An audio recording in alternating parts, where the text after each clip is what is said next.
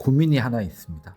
새치 때문에 염색을 주기적으로 하는데 두피나 다른 건강에 염색이 특별한 문제가 없을까요? 요즘은 꼭 새치가 아니더라도요, 다양한 본인의 개성을 나타내기 위해서라도 염색을 하는 경우가 많죠. 염색을 하게 되면 머리카락은 물론이고요, 두피뿐만 아니라 다른 여러 부분에도 여러 가지 문제가 발생될 수가 있습니다. 염색약에는요, 수천 개의 화학 성분들이 들어있는데요, 이 중에 가장 문제가 되는 성분은 파라페닐렌 디아민이라고 하는 성분이 대표적인 것입니다. 염색을 할 때 필요한 성분들은요, 암모니아, 과산화수소, 파라페닐 디아민과 여러 색을 내는 성분들이 들어갑니다. 먼저 암모니아가 머리카락의 모표피층을 팽창시키면요, 이곳으로 모발을 염색하는 색소인 디아민계 화합물이 침투하게 됩니다. 다음으로 과산화수소수가 모수질의 멜라닌 색소를 파괴하여서요, 모발을 탈색시킨 후에 마지막으로 머리카락에 침투된 디아민계 화합물이 색을 입히게 되는 것이죠.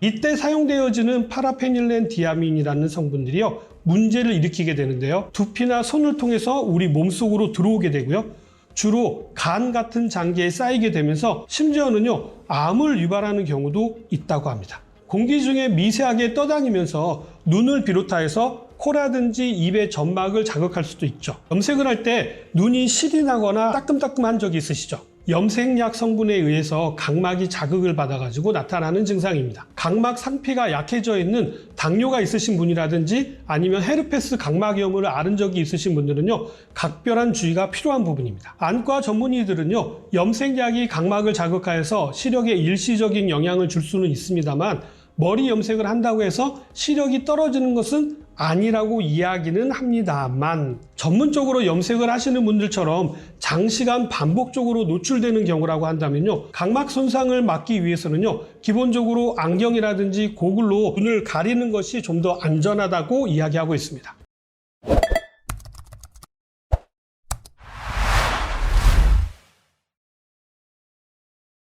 파라페닐 디아민은요, 점막 자극과 함께 두피뿐만 아니라 얼굴에도 가려움증이라든지 두드러기와 같은 부작용이 나타날 수 있습니다. 처음 염색을 한다거나 염색약을 바꿨다고 하신다면요, 사용 전에 피부 테스트를 먼저 해보시는 것이 안전한데요, 염색 48시간 전에 염색약을 화장솜에 살짝 묻혀가지고요, 팔의 안쪽이라든지 귀 뒤쪽에 동전 크기만큼 바른 뒤에 반응을 확인하시는 것입니다. 이런 방법은 염색약뿐만 아니라 건강식품이라든지 다른 영양제도 마찬가지로 동일한 방법으로 하시면 됩니다. 알약이나 캡슐을 제거한 후에요, 가루로 만들어가지고 물에 개어가지고 화장솜에 묻힌다거나 직접 영양제를 피부에 묻혀서 같은 방법으로 실험해 보시면 됩니다. 1시간 정도 지나서 살펴보시면 되는데요, 벌겋게 올라온다거나 아니면 심하게 가렵다거나 두드러기라든지 발진이 보인다고 한다면요, 해당 식품이라든지 염색약은 사용하지 않는 게 좋습니다. 좀 더 심각한 이야기를 좀 해드리자면요, 염색약과 암과의 관련성은 잊을만 하면 한 번씩 제기되는 이야기인데요, 방광암의 경우에는요, 예전부터 역학 연구를 통해서 염색약과의 관련성이 나타났다고 합니다. 2001년 미국 캘리포니아대 연구에서는요,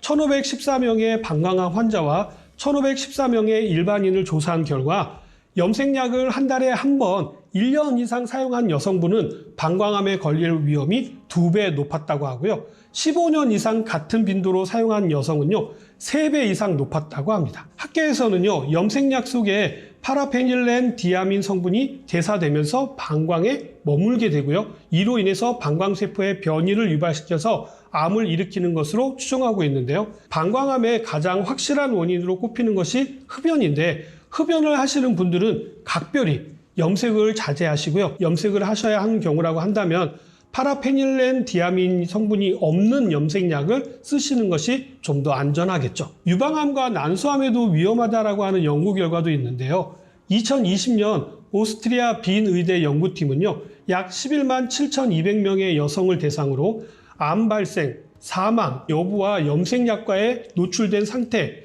기간, 빈도들을 36년간 추적 관찰한 결과 염색약을 사용한 기간과 횟수가 많으면 많을수록 다른 암과 달리 유방암과 난소암의 발병 가능성이 훨씬 더 높았다고 합니다. 영국 연구에 따르면요, 1년에 6번 이상 염색을 하게 되면요, 유방암 위험이 높아진다라고 하니까 적어도 한 3, 4개월 이상 간격을 두시고 염색을 하시는 것이 안전하겠죠.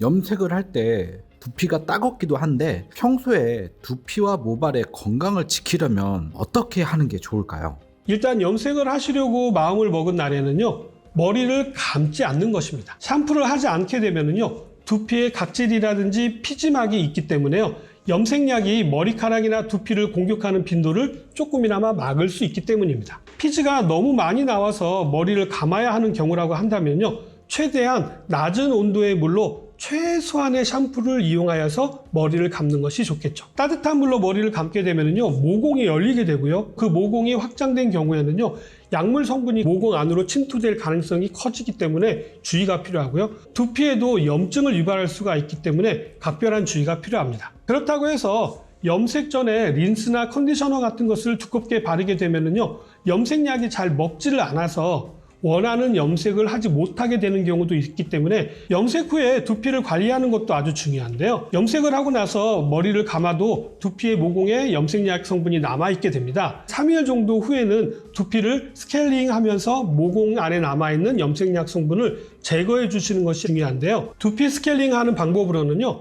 미용용품점이라든지 화장품 가게에 가셔서 판매하는 호호바 오일을 사용하시면 되는데요. 이 호호바 오일은요, 피지와 거의 유사해서요, 두피에 바르게 되면은 흡수가 잘 되고 어느 정도 피지 분비를 조절해 주는 데도 도움이 됩니다. 호호바 오일을 전자레인지에 한 20초 정도 따뜻하게 돌린 후에요, 머리에 가르마를 타면서 두피에 골고루 발라주시면 됩니다. 여름에 뜨거운 물로 샤워하는 분들이 생각보다 많은 거 알고 계시나요? 너무 뜨거운 물로 머리를 감을 경우에는요, 머리카락이 상하게 되고요, 두피가 푸석푸석해질 수가 있기 때문에 각별한 주의가 필요한데요.